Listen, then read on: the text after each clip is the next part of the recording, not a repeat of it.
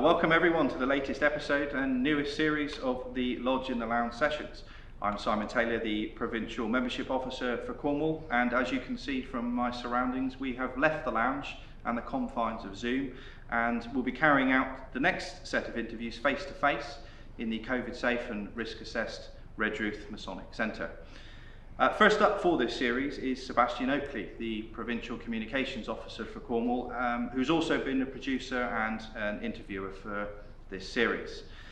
Seb, it's a bit of a change of pace. Great to welcome you to this side of the camera as an interviewee. We're going to start off by picking up a popular feature from our last interviews, which is asking you a series of questions about your time in Freemasonry, and we've asked all of our interviewers, as you know, these questions. So question one is, how did you become a Freemason? I became a Freemason because I was interested in the story of my great-grandfather. Known throughout my childhood that he was a Freemason. Fortunately, I never got to meet him when I was born. However, the intrigue was still there. So when I was 18, I rang up the Provincial office and they said, wait a couple of years. So I waited for a year, rung them up again, and wait another year. And then finally, when I was of age 21, I came and inquired and became a Freemason. Brilliant. Unfortunately, the University Lodge wasn't around at that Unfortunately time. not. We no. could have welcomed you into that. So the next question is, where's the most memorable place you have visited in Freemasonry? Oh, this is a hard one. I would say the St Ives Lodge is a very nice one, really good atmosphere.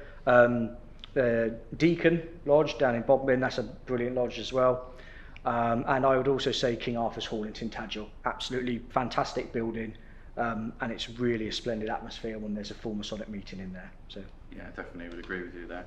And what would you say has been your single best experience in Freemasonry thus far? Single best experience in Freemasonry? I would say that would be getting to wear my great-grandfather's regalia. Yeah, can see that for sure.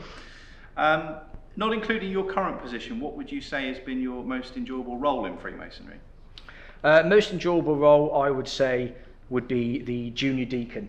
That is an absolutely fantastic role. I really encourage anyone to take it up if you can. Yeah, absolutely fantastic role. No names or locations, but what is the most unique raffle prize you have ever won? The most unique raffle prize?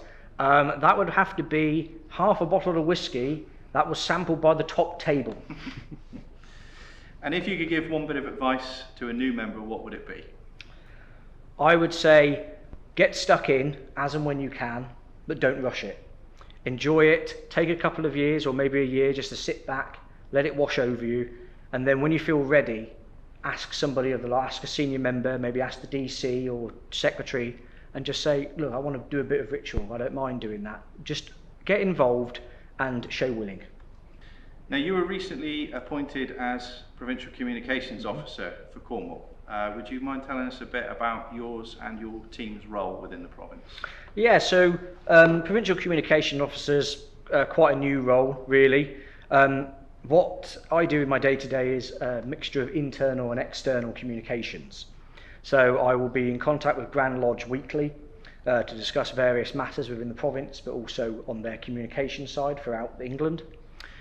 Internally, it will be managing my team. We are here to make sure that all communications across the province are received correctly, make sure that the lodges, should I say, are coming into the 21st century, have a good social media presence, be it website or social accounts, and to really make sure that any certificates are documented so everyone can make sure that they know who is received.